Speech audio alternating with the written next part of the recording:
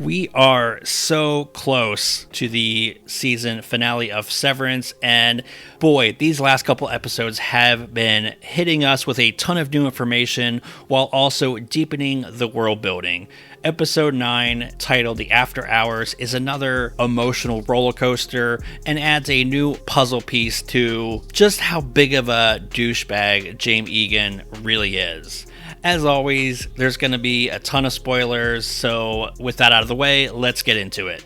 We now see Harmony is working with Mark and Devin to rescue Gemma. They hatch a plan to sneak Mark into a severed birthing cottage so they can talk to Mark's innie. At the gate, we learn some very unsettling information, which is James Egan seemingly routinely gets women pregnant and are severed in these cottages to have their baby in secret, which is so gross and disturbing.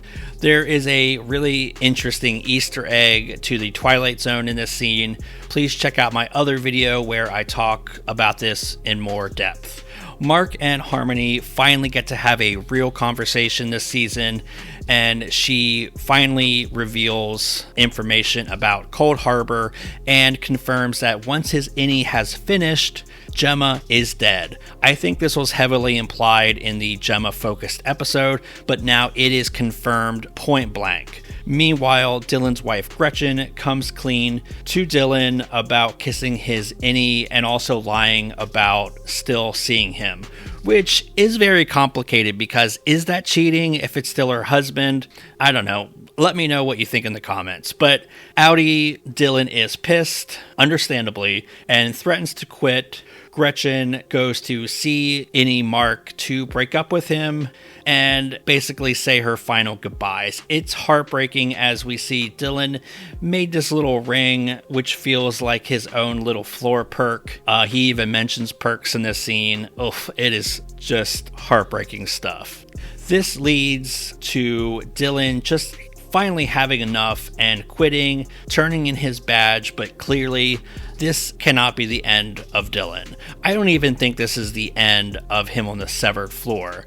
I will say, as much as I love this show, Dylan not taking the note Irving left him and going to the floor with Helly just seems weird to me. Like, Irving and Dylan had this really cool bond, so from a narrative standpoint, it would just make sense that Dylan would take Irving's intel to the next level. So I'm a little bit hot and cold with this whole Gretchen innie Dylan plotline, but I'm leaning more towards it's okay.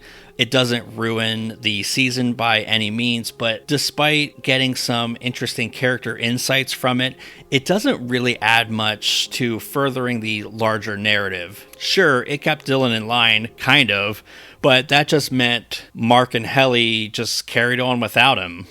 Hell, despite Milchick heavily implying Dylan was getting special treatment with the other Lumen refiners around, no one ever questioned Dylan on what exactly this was, which is a rare time that I think the writing isn't as sharp as it normally is.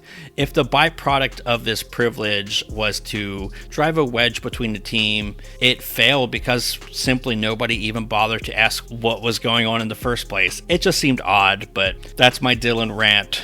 We also see the transition of two other characters, which seems like a theme for this episode. Miss Wong is finished with her fellowship, and from context clues, Milchick gets his revenge by sending her to a post that seems very undesirable. We find out that she must sacrifice one item before making this journey, and it's her Egan ring toss game, which is a little on the nose, but I do love that this is obvious symbolism for her childhood, and she has to kill it in order to progress through Lumen. This also kind of ties back to Lumen's past of having literal children workers, which is so messed up.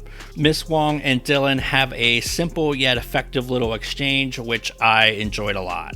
On the Irving front, holy crap, we get a shock to see that Bert is just casually in Irving's house reading over his notes on himself and other Lumen employees. And Bert tells Irving that he wants to take him on a little ride, and damn, I thought it was whacking time. Yet Severance is always great at subverting expectations, and Bert is basically sending Irving away to keep him safe from Lumen.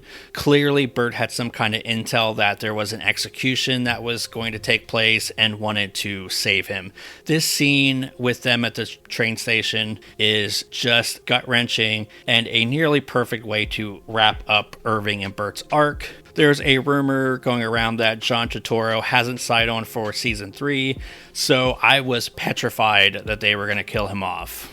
The After Hours is another emotionally charged episode, and the moments that really stuck with me were, of course, the Irving and Bert scene.